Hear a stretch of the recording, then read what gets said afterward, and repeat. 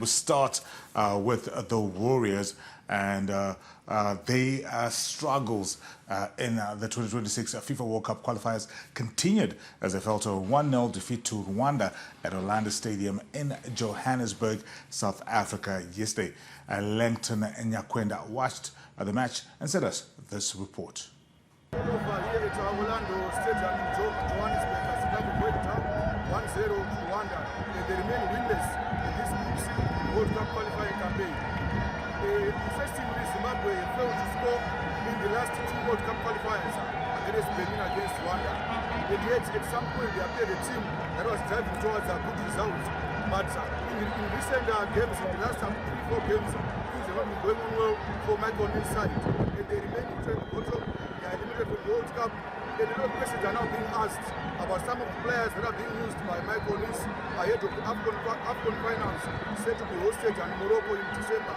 Questions are being asked about the likes of Gerald Takwara in defense and why Michael Nees used Knowledge Msona as a defensive midfielder in the second half. But on a positive note, we saw some exciting performances from the youngsters like Joseph Badera in the first half, Tawanda Chilewa in the second half. They are the future of Warriors.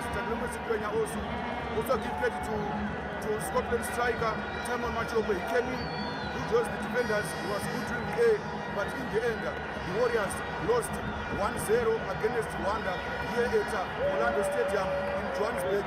They remain rooted at the bottom with 0 wins in 8 games. It's now back to the drawing board for Michael Nees as he prepares for next month's last round of qualifiers against Lesotho in South Africa before he takes us to AFCON in December. Yeah, so like Langton highlighted, the Warriors remaining winless in 8 matches in the World Cup qualifiers. That's 4 defeats and 4 draws.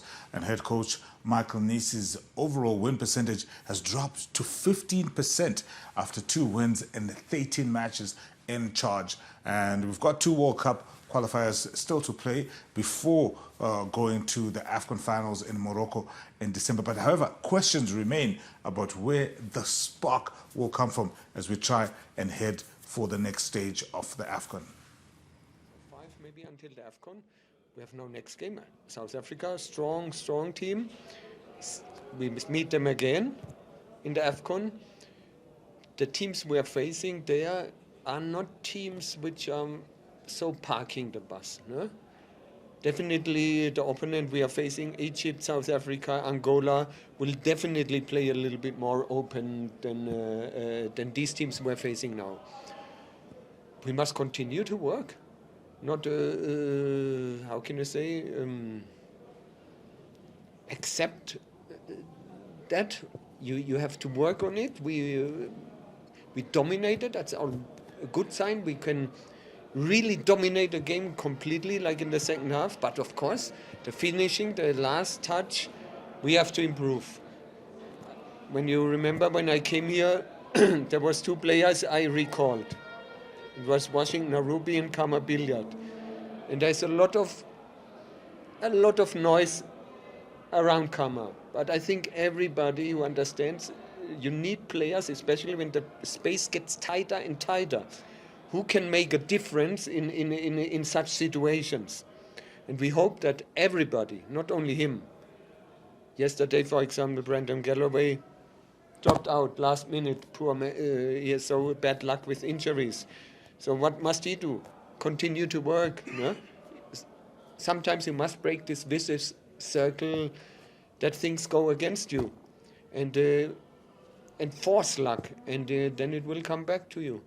No, at the moment, luck is not on our side, that I can say. No?